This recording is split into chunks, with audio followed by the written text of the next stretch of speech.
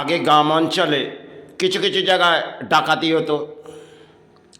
তারা পেটের দায়ে তারা কিছু গ্রামে যেতেন আর লুটে নিয়ে আসতেন, কিন্তু তারা কিছু কর্মের কাজও করতেন। সেগুলো সেবা, হয়তো কোনো কোনো জায়গায় সেবা করতেন, আর সেবা করে এসে কারো বাসস্থানে প্রবেশ করতেন। সেটা আপনারা হয়তো ভাবলে চিন্তা করবেন। তারা প্রবেশ করতেন, তারা হয়তো ঘর লুটেন, কিন্তু একটি দিয়া জ্বালিয়ে যেতেন। এটা তারা করতেন, কারণ তারা লুটে নিয়ে গেলেন আর তারা ভাবতেন যে কাজ আমি করে যাচ্ছি তাতে হয়তো পাপ বৃদ্ধি, আর যাতে এই ঘর ভরে উঠুক। এভাবে সারা এই রাজ্যের কিছু ডাকাত ছিল যারা সে সময় পেরিয়ে গেছে। তারা পেটের দায়ী হোক, যে কারণেই হোক, তারা লুটেছে। আজকে সমাজে দেখব সে আমরা যাদেরকে শ্রদ্ধার মাঝে আসছি, তারা এই সমাজের বহু জ্ঞানী হয়তো, কিন্তু তারা এই কর্মের কাজগুলো করে যাচ্ছে, সেখানে রাজ্যের অর্থ তারা নিজের ঘরে ভরে নিচ্ছে, আর সেখানে সেবাও চালাচ্ছে। কারণ তাতে আমার মাতৃকে নিয়ে আমি কিছু অর্থ লাগিয়ে দেবো, মা তোকে সেবা চালাবো, যত তোর রকমের তোর সাজ আছে তোকে সাজাবো মা। এভাবে তারা হয়তো সেবা চালায় বর্তমান দিন।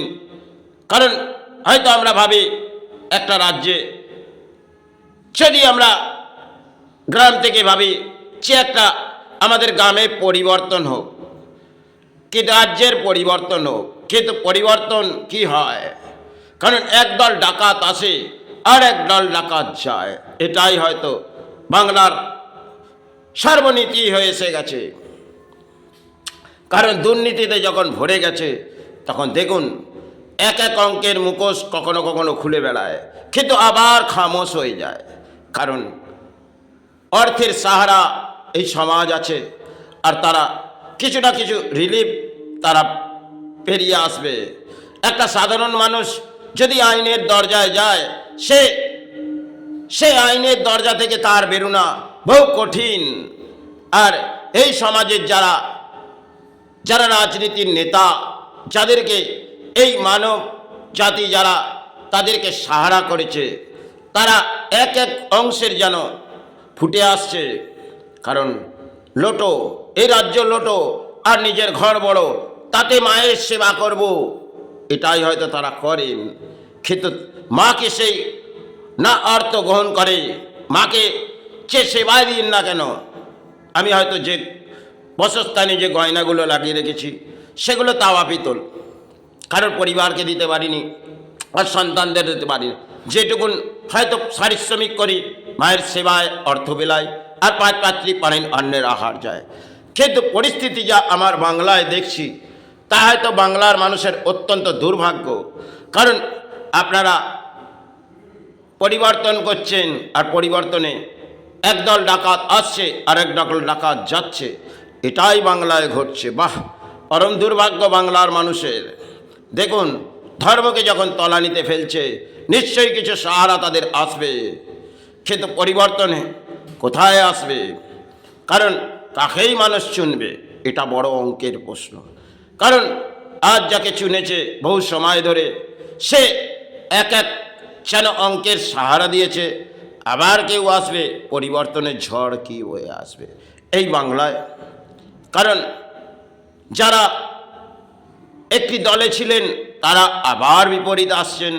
তাই এইভাবে হয়তো বাংলা পরিবর্তন হয়তো হবে, কিন্তু পরিবর্তন হলে কি হবে? এ ডাকাত পরিবর্তন হয়তো এ রাজ্যে হয়ে রয়েছে। তাই পরিবর্তন যাতে ভালোভাবেই হয়, রাজ্যের কাজ এ দেশের মাঝেই হোক। কারণ দেশ আমার, তাই আমার রাজ্যে সকলেই চাইবে যাতে ভালো কেউ আসুক, কিন্তু কখন আসবে, কবে সে সময় ফিরে আসবে, এটা বড় অঙ্কের প্রশ্ন আপনাদের কাছে। কারণ আপনারা নেতা পরিবর্তন করছেন, আর সেই নেতা নিজের ঘর ভরে নিচ্ছে, মাকে সাজাচ্ছে, মা আজ তোকে অপূর্ব রূপে সাজিয়ে দিই মা, কারণ কিছু অর্থ এই সমাজ থেকে আমি নিয়ে এসেছি মা। এটাই হচ্ছে পরিবর্তনের ঝড়, কিন্তু মা সেটিকে গ্রহণ করেন না। সমাজের মাঝে দেখা যাবে সারা উচ্চ স্তরে ভেসে গেছে। আজকে এক একটা নেতা দেখবেন কোটি কোটি টাকার অর্থ পাহাড়, কোথা থেকে এলো? যাদের কাছে কিছুই ছিল না, আজ তারা কোটি কোটি টাকার অর্থ তাদের কাছে। কিন্তু এই অর্থ হয়তো আজ গড়ে যাচ্ছে, কাল এটা বিলিং হতে পারে, কিন্তু এক পুরুষ হয়তো গড়ে যায়, আরেক পুরুষ এটাকে, তারা যে কাজ করে যাচ্ছে হয়তো দেশের মাঝে পাপ ভিত্তি, কিন্তু সেই পাপ ভিত্তি নিয়ে তারা কাটিয়ে যাচ্ছে, আর তারা আইনের পথ থেকেও বেরিয়ে যাচ্ছে। সাধারণ মানুষ যদি কোনো আইনের দরজায় যায়, সে তাকে কখন তার রিলিফ হবে সে নিজেই জানে না, কারণ দরজা দৌড়ে যেতে হবে। একটি কাগজ যেটি আইনের, সেটিকে কখন তাকে রিলিফ দেবে সে নিজেই জানে না। বহু সময় ধরে দেখবেন একটা বৃদ্ধ মানুষ সে কোর্টের দরজা যাচ্ছে, কিন্তু কখনোই তার রিলিফ হচ্ছে না। আর যারা আজকে সমাজের বড় বড় নেতা, তারা কিছু সময় গেলেন আবার ফিরে পড়লেন, কারণ সাংবাদিক বলুন, যে কেউ বলুন, তারা কিছু ব্যাখ্যা দিলেন আর আইনের পথ বহু কিছু খোলা আছে, তারা বেরিয়ে এলেন। এটাই ভারতবর্ষের সংবিধান যে ভেঙে পড়েছে, কারণ হয়তো যিনি সংবিধান লিখে গেছে কিছু পাপ কর্ম করে গেছে, কারণ সেখানে আইনের লজিক দেখে গেছে, আর সেই আইনের লজিকে মধ্যবিত্ত মানুষ আর গরিব তারা সাহারা চলে যায়, আর অধর্মের মানুষ তারা সাহারা বেরিয়ে আসে। এটাই কি ভারতবর্ষের সংবিধান? তাহলে এই সংবিধানে আইন কোথায় আর আইনের পথটা কোথায়, এটা ব্যাখ্যা। আমি হয়তো পাগল মানুষ, কিছু মনে করবেন না, তবে দেখুন আজ বাংলার মাঝে কি ঘটছে, কারণ বহু সময় ধরে হয়তো ঘটছে, কিন্তু দেখুন কাকে পরিবর্তন করবেন আপনারা। যাই হোক, দেশের মাঝে পরিবর্তন হোক, এটাই চাই, কিন্তু পরিবর্তন হওয়ার পর যেন রাজ্যের কাজ ভালোভাবে হয়। কারণ হয়তো দিয়া যে পরিস্থিতির মাঝে একটা স্থানে জ্বলে, আজ দেখুন রাজ্যের দিয়া যেন আস্তে আস্তে বুঝতে চলেছে।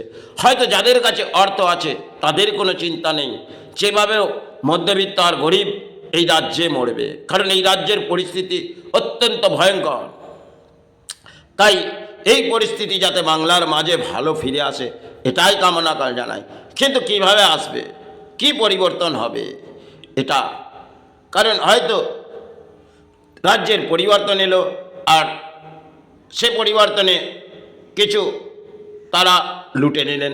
কারণ এটা দেখবেন এক সময় উচ্চ স্তরে একটি দল ছিলেন, নিচ স্তরের কর্মীরা তারা অর্থ লুটেছিলেন, আর সেখানে ওপর স্তর তাকে বাঁধতে পারেননি, সেটা ঘটেছিল। কিন্তু আজ বাংলার মাঝে যেটা ঘটে যাচ্ছে সেটাকে দেখুন কী পরিস্থিতির মাঝে, আর ধর্মকে তো তলানিতে ফেলে দিচ্ছে। তাই ধর্মই শ্রেষ্ঠ, এটাই জানাই, আর কিছু ব্যাখ্যা হয়তো দেয়া যায় না।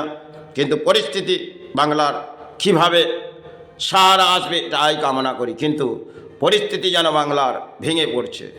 তাই যেই আসুন না কেন এ রাজ্যের চাই করুন, রাজ্যের কামনা জানাচ্ছেন। যখন আপনি রাজ্যের একটা প্রতিশ্রুতি নিচ্ছেন, তখন আপনি ব্যাখ্যা দিচ্ছেন যে আমি রাজ্যের সৎকর্মের কাজ করব, কিন্তু অসৎকর্মের ভরাডুবি করে ফেলছেন। তাই এ রাজ্যে যেন এই পরিস্থিতি না আসে।